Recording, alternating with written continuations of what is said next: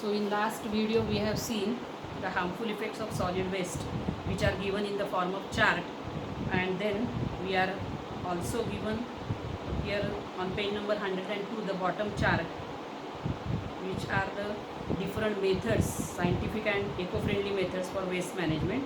So these two charts are very important. Now on page number 103 we have also seen the 7 principles of solid waste management, which are reuse, refuse, recycle, rethink, reduce, research, regulation and public awareness. So you should remember all the names starting with R, 7 R's, and you should write at least 1-2 lines regarding each one. Now on the right hand side of that they have given think about it. So that is also the easy part, that is they have given certain habits which are useful for helping in the waste management. So the first is you should follow the 3R mantras, that is reduce, reuse and recycle. You should reduce the waste, you should reuse the waste and you should recycle the waste. Second thing, we should avoid throwing the wrappers, plastic wrappers of the chocolates, biscuits, ice creams. We should avoid to avoid littering, and we should throw all these wrappers in the dustbins. Then third one, we should use, instead of using plastic bags, you should use the bags which are made from cotton cloth, or which are prepared from the old saris, curtains, etc., bed sheets, etc. Then you should use the papers from both sides for writing, and reusing the greeting cards and gift papers. Then fifth one, we should avoid using tissue papers. Instead of that, one should use own handkerchief. Then you should use rechargeable batteries instead of lead batteries. Then implementing various programs of solid waste management. You should have education, encouraging the family and society with this regard, and avoiding use and throw types of articles like paints, canned cold drinks, tetra packs should be strictly avoided. So these are the 8 points they have given regarding the habits which are useful for us, which will help in solid waste management. Then they have given America is the largest producer of electricity from solid waste. So Japan has made project of production of threads, paper, useful material from banana peelings. So that you should remember. Followed. Then here on page number 104 they have shown you what are the ideal methods of having the management of the solid waste. So which is the eco-friendly waste management, which can be done in the homes also. So we should have the 4 bins, different bins. First we should have 2 bins different for wet waste and dry waste.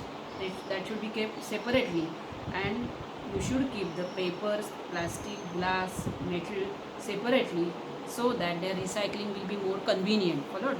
Now we are going to see the next part, that is disaster management. So they have given you, can you recall which natural calamities have you experienced, how did they affect the conditions in your surrounding. So actually they have given the natural disasters, calamities like thunderbolts, that is lightning, floods, fire, then man-made disasters like accidents, bomb explosion, chemical accidents in industries, stampedes in mass gatherings.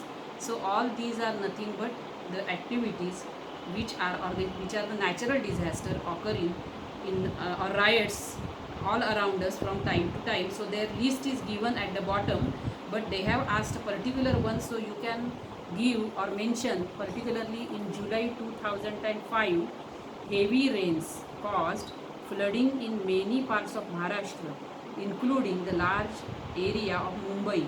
So 9th July 2000, in July 2005, due to heavy rains, the flooding is there, particularly in the large area of Mumbai, and here many people lost their life due to water clogging. The severe damage to public and private property occurs. Then hospitals get submerged, causing severe inconvenience to the people, and huge financial loss occurs. Followed. So that is one of the example you can give, but at the bottom they have given the general natural disasters which are occurring time to time. Now how will you make to plan to be safe from calamities or to minimize the damage? First thing, that you should educate the people about all these precautions. Second, you should keep the handy torch with us. Then first aid kit should be there with us. Then you should have ample of water supply as well as food supply. Food storage should be there with us, and you should have also the extra pair of cloths, and you should have the emergency numbers written with you always, followed, so that whenever you are in that calamities you can contact with others, followed, and you can get immediate help from others. So that is how you can write the answer to this. Can you recall? And the names of the natural calamities they have given just now I have read. Now here they have given the first aid to disaster victims. So what is the objective, or what are the objectives of the first aid? First thing, it helps in prevention of death, it helps in prevention of deterioration of health, and it starts the process of rehabilitation. So whenever we are having the first aid possibility or first aid kits with us or first aid facilities with us, we can have the prevention of death, we can have prevention of deterioration of health, and immediately we start the process of rehabilitation. That are the things which are possible from that, and hence it is important to know about the emergency measures or the first aid practices to be followed. So these first aid practices they have given in the form of ABC, which are the basic principles of first aid. They are given in the short form as ABC.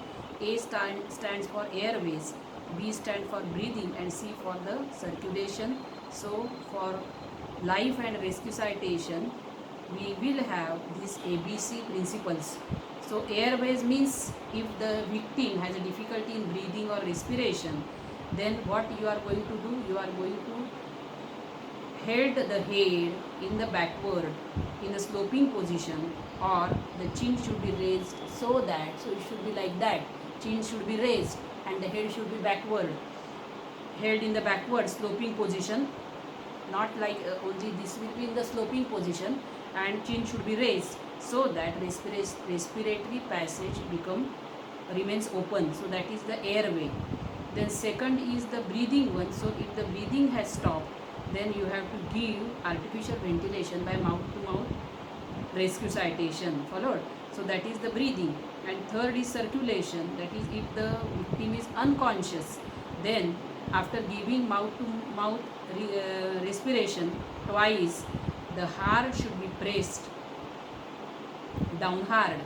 So the heart should be pressed down hard by pressing the chest with both the palms, and these actions should be done alternately about 15 minutes, followed. So whenever there is a victim who is unconscious one, you have to give mouth to mouth respiration, that should be given twice, and after giving that you have to keep your both palms on the chest of that victim and you have to press it down hard, and you should do this action repeatedly or repeated alternately about 15 minutes, and that is known as CPR, that is cardiopulmonary resuscitation. So CPR should be given, CPR having long form cardiopulmonary, that is related to lung, cardio means related to heart, and resuscitation. So it helps to bring the circulation back to the normal. So due to the obstruction in circulation, unconsciousness may be there. So these are the three principles, that is ABC, airway, breathing, circulation, which are the basic principles of the first aid, followed. Then they have given on the right hand side what are the effects of the actions that you take in the disaster management. So first they have given the definition of disaster management. So you underline that definition. Disaster management is the action implemented through proper planning, organized activity, and